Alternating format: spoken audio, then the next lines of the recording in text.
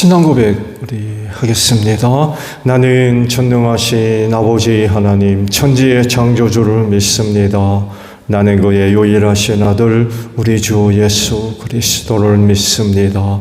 그는 성령으로 잉태되어 동정녀 마리아에게서 나시고 본디오 빌라도에게 고난을 받아 십자가에 못 박혀 죽으시고 장사된 지 사흘 만에 죽은 자 가운데서 다시 살아나셨으며 하늘에 오르시어 전능하신 아버지 하나님 우편에 앉아 계시다가 거기로부터 살아있는 자와 죽은 자를 심판하러 오십니다.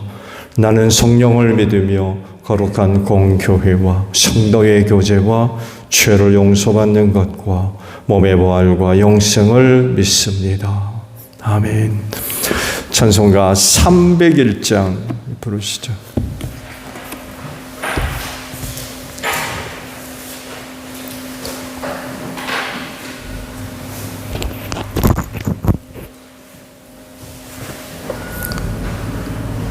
찬송가 301장이에요. 지금까지 지내온 것 주의 크시는 대랑 아리 없는 주의 사랑 어찌 이루 말하랴. 자나게 나 주의 손이 항상 살펴주시고 모든 일을 주 안에서 형통하게 하시네.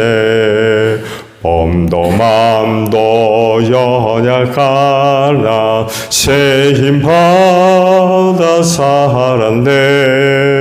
물 붓듯이 부으시는 주의 은혜 족하다. 사랑 없는 거리에 나 험한 산길 헤맬 때 주의 손을 굳게 잡고 찬송하며 가리라. 주님 다시 배울 날이 날로 날로 다가와 무거운 짐 주께 맡겨 벗을 날 너멀 잔데 나를 위해 예비하신 고향 집에 돌아가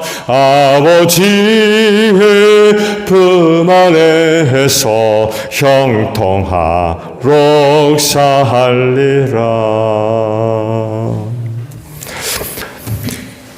스가랴 6장의 말씀이에요.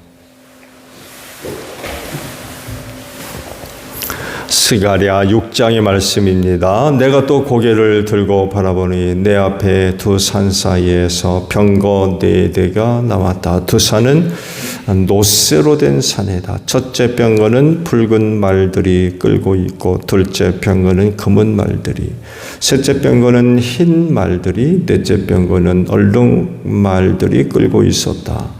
말들은 모두 건장하였다.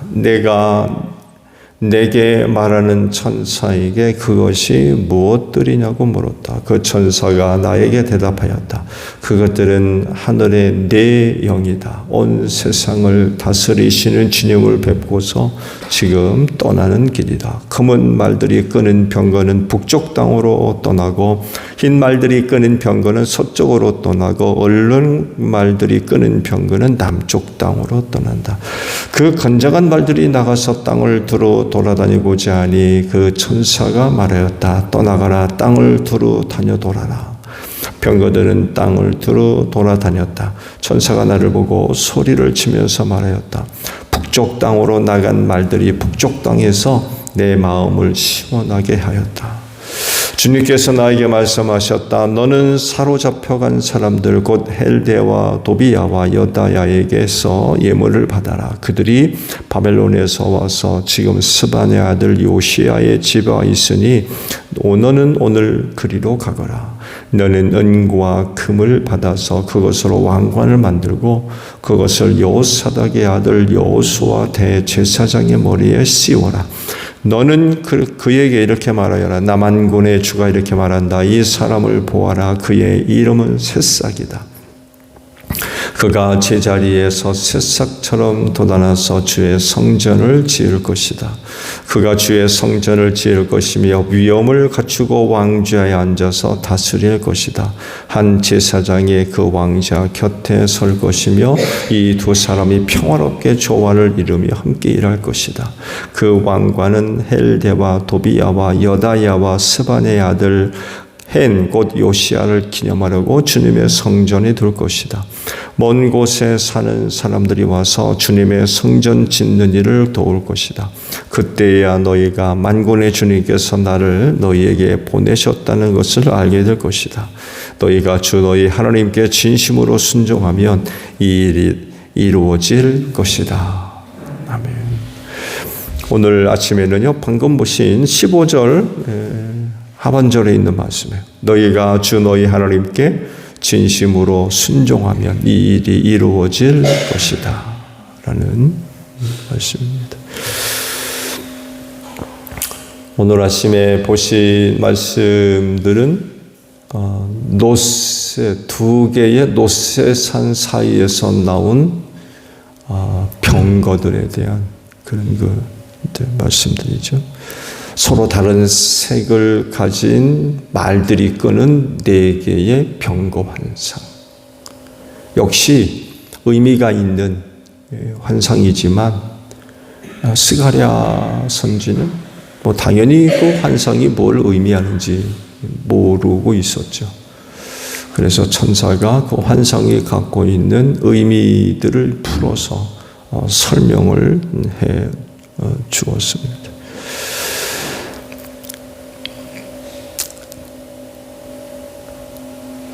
첫 번째 병거는 붉은 말들이 끌었고, 둘째 병거는 검은 말들이 그 병거를 끌었고, 셋째 병거는 흰 말들이, 넷째 병거는 얼룩 말들이 그 병거를 끌고 있었다고 그러시죠. 천사가 이 병거 환상에 대해서 스가랴 선지에게 이제 설명을 했는데, 하늘의 4 영들이다 라고 설명을 해줍니다. 그리고는 이 4 영이 세상을 다스리시는 주님을 뵙고서 떠나는 길이다 라고 이제 이야기를 해주죠. 검은 말이 끄는 병거는 북쪽으로 가고, 흰 말이 끄는 병거는 서쪽으로, 또 얼룩 말들이 끄는 병거는 남쪽으로 각기 떠나죠. 그러면서 북쪽으로 떠난 말들이 그 천사의 마음을 시원하게 했다 라는 그런 그 고백도 기록을 하고 있습니다. 서로 다른 색의 말들이 서로 다른 지역으로 병거를 끌고 나갔다고 그러시는데, 뭘 의미한다고 볼까요? 이건 아마 이런 의미가 있다고 보는 것 같아요. 바벨론의 침입을 받은 이후로 각 지역으로 유대인들이 흩어지게 되죠. 보통 알려진 바에 의하면 바벨론 제국으로 포로로 붙들려간 유대인들이 많이 언급됐는데, 사실은 그것만이 있는 게 아니었습니다. 침입을 받음으로 인하여서 그 어려움을 피하기 위해서 각 지역으로 흩어진 유대인들이 상당수가 있었던 것 같아요. 북쪽하게 되면 당연히 바벨로니아를 있는 그쪽이죠. 북쪽. 남쪽은 어디겠습니까? 이집트. 서쪽 하게 되면 바다 건너 지중해 연안에 있던 어떤 나라들, 배를 타고도 그 환란을 피해서 도망친 피신한 그런 유대인들이 또 있었나 봐요. 근데 의아한 것은 동쪽으로는 안 가요. 그렇죠? 북쪽으로 가고 남쪽으로 가고 서쪽으로 갔는데 동쪽으로는 안 갑니다. 왜 그랬을까요? 그 지형적인 의미를 생각하시면 될 것 같아요. 이스라엘 동쪽은 광야입니다. 광야. 광야 누가 살겠어요? 만약에 동쪽으로 광야 쪽으로 피신한 사람들도 물론 있을 수 있어요. 근데 많은 수는 아니었겠죠. 왜냐하면 그 광야에서 사는 일이 쉽지가 않거든요. 일단 물이 있어야 되는데 광야에서 물이 나면 또 얼마나 나겠습니까? 이런 것들을 생각하면 동쪽으로는 안 간 의미를 거기서 우리가 좀 찾아봐야 될 것 같습니다. 뭐 아시듯이 유대인들의 공동체가 있죠. 디아스포라라고 이제 이름을 붙여놨는데 이쪽으로 아마 나아간 게 아니냐 이런 생각들을 해석들을 합니다. 근데 북쪽으로 나간 말들에 의해서 천사의 마음을 시원하게 했다라고 말씀을 하고 있죠. 이건 다른 어떤 지역보다도 그 바벨로니아 땅으로 포로로 붙들려간 유대인들이 훨씬 더 많았고요. 그러다 보니까 유대인들의 공동체인 디아스포라의 규모도 크고 훨씬 더 많은 그런 그 디아스포라가 형성될 수밖에 없었죠. 근데 왜 이쪽으로 검은 말들이 끄는 병과가 가서 천사의 마음을 시원케 했느냐라고 할 때 그곳에서 얻은 어떤 소식, 결과들이 좋았기 때문이 아니냐. 뭐 아시듯이 바벨론 포로 70년 생활을 끝나고 유대 땅으로 돌아온 포로 귀환 일들이 있었죠. 1차가 이제 스룹바벨을 중심으로 해서 돌아온 포로 귀환민들이 있었지만 다 돌아온 게 아닙니다. 또 상당수에 이르는 사람들이 그냥 바벨로니아 땅에 머물러 있었어요. 왜 그랬을까요? 70년 포로 생활을 하면서 그 땅에서 자리를 잡았기 때문에 그래요. 처음에는 그곳을 포로로 붙들려 갔을 때는 상당히 어렵겠죠. 자리를 잡느라. 근데 70년을 보내면서 또 많은 유대인들이 그곳에서 자리를 잡습니다. 자리를 잡았다는 얘기는 무슨 얘기예요? 생활에 안정을 얻게 됐다는 얘기예요. 근데 그걸 포기하고 유대 땅으로 돌아오면 어떻겠습니까?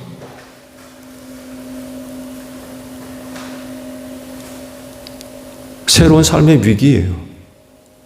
안정을 찾았던 생활 포기해야 됩니다. 또 돌아온다 할 때 그 길도 안전하지 않고 돌아온 이후의 유대 생활도 안전을 보장할 수가 없어요. 이미 유대 땅이 초토화가 됐기 때문에 새로 시작을 해야 되거든요. 이건 쉽지가 않은 거예요. 그러니까 바벨로니아 땅에서 찾은 안정적인 삶을 포기할 수가 없었던 거예요. 그리고 끝내 돌아오지 않은 유대인들도 있었습니다. 전부 다 돌아온 게 아니에요. 근데 아마 그들 중에 일부가 바벨로니아 생활을 정리하고 유대로 돌아오는 그런 어떤 결정들, 이것에 대한 어떤 소식들이 있었던 것 같아요. 그래서 바벨로니아로 간 병거로부터 천사의 마음을 시원케 했다는 게 아마 이런 의미가 담겨 있는 환상인 것 같아요.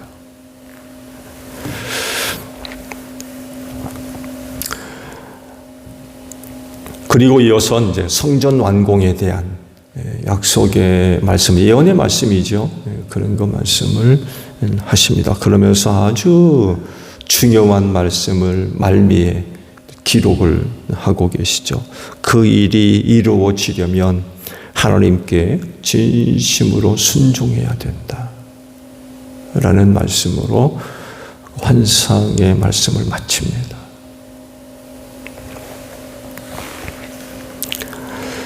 결국 주의 일, 성전 완공이죠. 수르바벨을 중심으로 해서 제2차 성전이 완공되는 데 있어서 정말 중요하게 여겨야 할 부분이 무엇이냐라고 할 때 하나님이라는 거예요. 어떤 사람이나 다른 어떤 곳에 의해서 일들이 이루어지는 것이 아니라 하나님의 은혜로 되어지는 일이라는 거죠. 지난번에도 말씀드렸죠. 오직 나의 영으로 되어진다.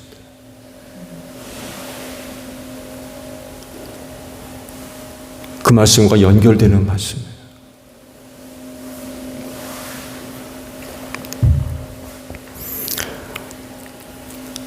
특히 하나님께 속해 있는 일은 더더욱 그렇습니다. 하나님의 은혜로 되어지는 것들. 그럼 어떻게 해야 되겠습니까? 그걸 이제 스가랴 선지를 통해서 말씀을 주신 거죠.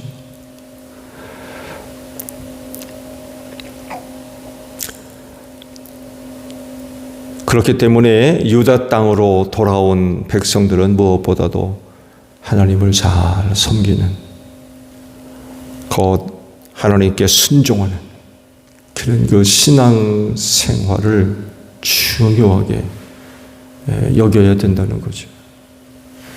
그래야 그 일이 이루어질 거라고 그러시니까.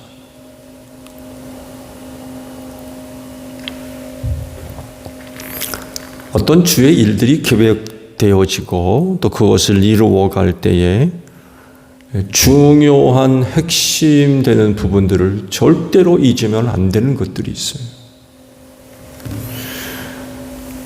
바로 하나님의 은혜라는 것입니다. 하나님의 은혜를 간구하면 안 돼요. 그 뭔가를 이루어갈 때에 이걸 잊어버리고 다른 어떤 것들, 사람, 다른 어떤 물질들,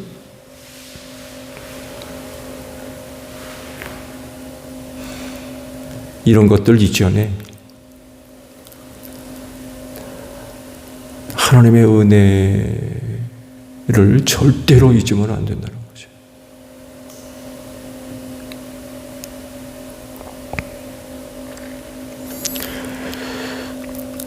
하나님을 잘 섬기는 신앙이 어느 때보다도 절실하게 필요하기 때문에 그 공동체가 주의 일을 감당하면서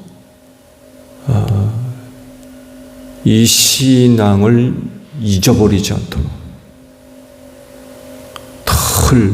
늘 살펴야 됩니다. 다른 어떤 것보다 하나님의 은혜가 중요하고 필요하기 때문에 그렇습니다. 주의 일을 한다고 하면서 하나님의 은혜를 구하지 않는, 하나님의 은혜를 필요하지 않는 어떤 사람들처럼 그런 모습이 있으면 안 된다는 거죠. 더 열심히 그 어떤 일을 위해 기도해야 되고요. 그 하나님의 은혜를 간절히 구하는 그런 그 믿음의 모습들, 이걸 잃어버리지 않도록 해야 되는 거죠.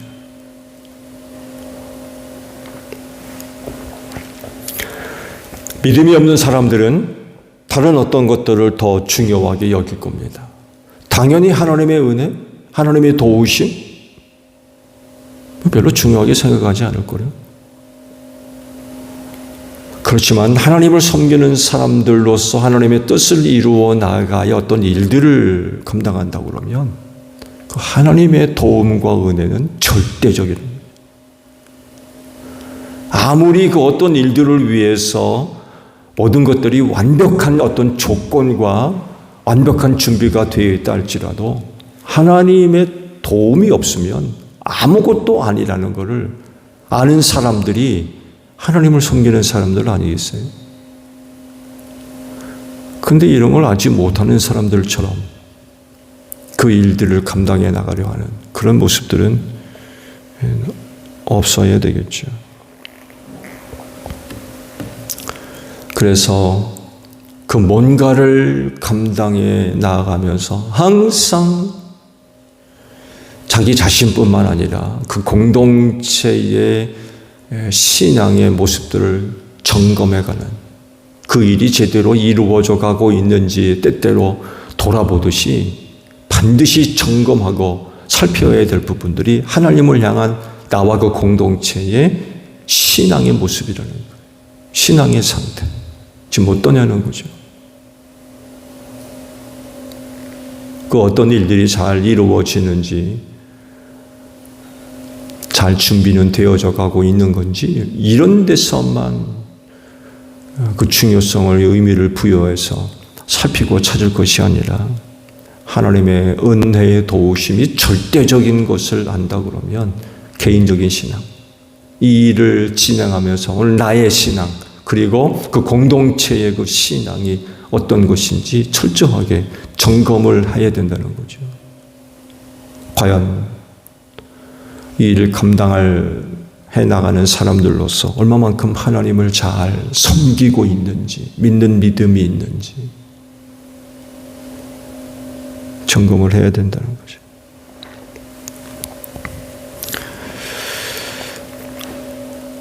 그렇진데 어떤 계획들이 있다고 하면 무엇보다도 그 우선순위에 여러분의 신앙을 올려놓으시기를 바랍니다.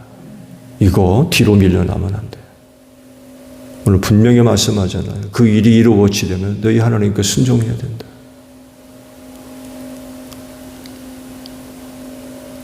다른 건 말씀하지 않고 이것 하나,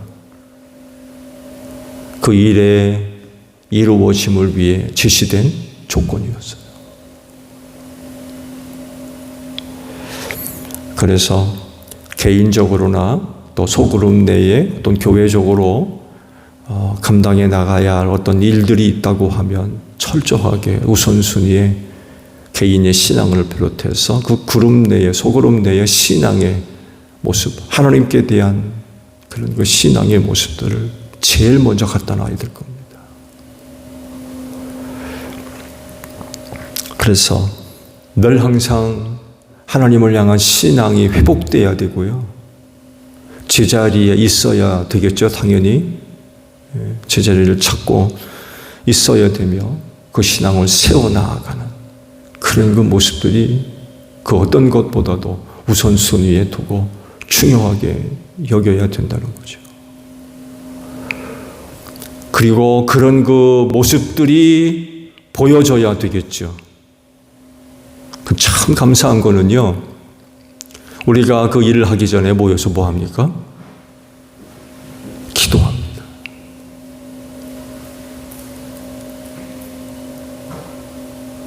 모여서 그 뭔가를 하기 전에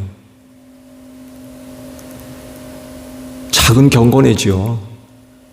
모여서 성경 한 구절씩 돌아가 보고, 그리고 서로의 손을 붙들고 오늘 우리를 위해서 기도하는 이런 모습들이 뭘 얘기하느냐라고 할 때 바로 하나님을 향한 우리의 신앙을 고백하는, 정말 하나님의 은혜의 도움을 간절히 구하는 이런 신앙 고백의 자리라는 거예요. 이런 거 전혀 없이 그냥 그런 것들이 아니라는 거죠. 이런 것들이 괜히 필요한 것들이 아닙니다.